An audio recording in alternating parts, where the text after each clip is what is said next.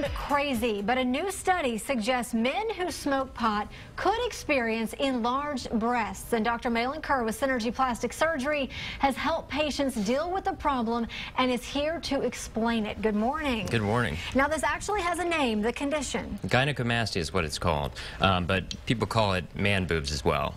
And so, brand new study out. Hadn't heard of this before. Yeah, it's something that I think as we see the popularity of marijuana use increasing with Colorado and Washington legalizing it, we're also seeing in the plastic surgery world potentially an increase in this condition. And so gynecomastia is thought to be related to a reduced amount of testosterone in the body. And we know that people who are heavy marijuana users also have reduced testosterone.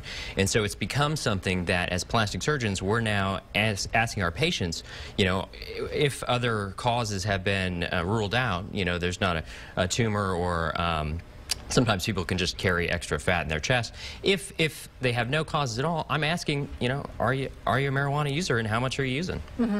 And if you're sitting at home saying, you know, does this really happen? I mean, you just did a procedure yesterday. Yeah, so the gynecomastia is very common. So if you look at men between the ages of 25 and 45, it's about 30 to 40% of those men will experience some condition or effects of gynecomastia. However, as men age and get 60 years and above, we're looking at almost 60% of men having some form of gynecomastia, which is really just a swelling of the breast tissue that we're not supposed to have.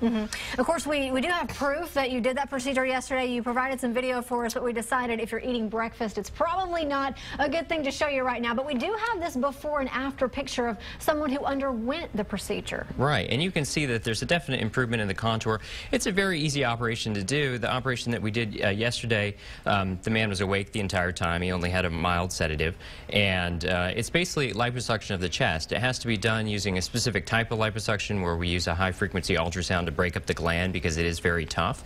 But men experience, I think, a very nice result, and it really only takes less than an hour to do. More about this study. Is it a high use of marijuana? Have you done much research on the study itself? So if you look at the numbers, the complete conclusive evidence in people is not 100%. But if you look at laboratory studies, it's definitely shown that exposing laboratory animals to high amounts of THC causes that decrease in testosterone. We know that it affects sperm motility in men. We know that testosterone levels decrease. And if you look, the NIH actually, you know, clearly states that gynecomastia, one of the potential causes, marijuana use. Got it. So this study could curb the use of pot. It's possible. We'll see. I think on a side note, it'll be interesting to see that these states that are decriminalizing and are legalizing marijuana, you know, will the plastic surgeons who work in those states, will we see a rise in the amount of chest contouring that's done and the number of people who are coming in for gynecomastia? Yeah, definitely something to keep an eye on. Thank you, Dr. Kerr, for coming in this morning on such an interesting topic. A pleasure as always.